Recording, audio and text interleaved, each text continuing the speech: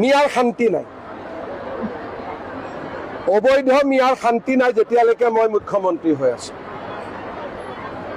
সমাধিত গৈ সেৱা কৰিলেও শান্তি নাই। মুছলমান অভদ্ৰ বুলি আপুনি প্ৰমাণ দিব পাৰিব? হা, মিয়া অভদ্ৰ বুলি যে কৈ আছে আপুনি প্ৰমাণ দিব পাৰিব? আমিতো সকলোকে জানো অভদ্ৰ বুলি আপুনি, আৰু আমি প্ৰমাণ দিব পাৰিম যে আপুনি অভদ্ৰ বুলি। গোটেই অসমত ক'লে ভুল হ'ব, গোটেই ভাৰতবৰ্ষত আপোনাৰ নিচিনা অভদ্ৰ নাই, জানেনে?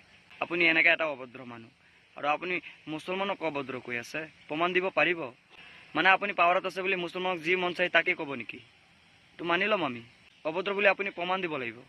প্ৰমাণ দিয়কচোন। মুছলমানৰ ঘৰ বাৰী ভাঙি শেষ কৰি দিলে, এতিয়া আকৌ যুদ্ধ ঘোষণা কৰিছে, যুদ্ধ কৰিব মুছলমানৰ লগত। আৰু আমি প্ৰমাণ দিব পাৰিম আপুনি অভদ্ৰ বুলি, আমি প্ৰমাণ দিব পাৰিম।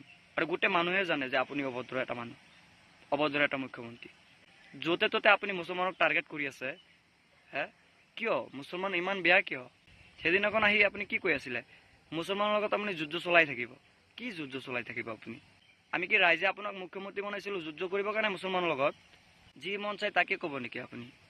হে, ইমান সাহস ক'ত পালে আপুনি? অসমটো কি কোনোবাৰ বাপৰ নেকি যে যি মন চাই তাকে ক'ব, মুছলমানক আপুনি টাৰ্গেট কৰি থাকিব? হে, মুছলমান জাগা নাই এতিয়াও। আপুনি যে যুদ্ধ ঘোষণা কৰিলে, মুছলমানৰ লগত যুদ্ধ কৰিবৰ কাৰণেতো আপোনাক মুখ্যমন্ত্ৰী বনোৱা হৈছে।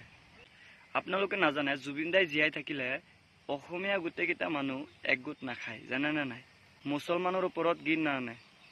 সেইকাৰণে কি কৰিছে, কেইবাজন মানুহ আমাৰ জুবিন দাক মাৰি পেলাইছে, হত্যা কৰিছে।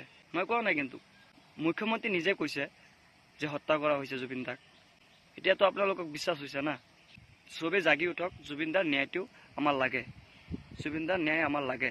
আমি জানো আজি জুবিন দাই জীয়াই থাকিলে কেতিয়াও মুছলমান আৰু অসমীয়াৰ ভিতৰত ভেদাভেদি হ'ব নিদিলেহেঁতেন। এইটো ন্যায় আমাৰ লাগিব, আৰু আমি বিচাৰোঁ। অসমবাসী ৰাইজ, ভিডিঅ'টো বেছিকৈ শ্বেয়াৰ কৰি দিব, এইটোৱে আপোনালোকৰ ওচৰত মোৰ অনুৰোধ।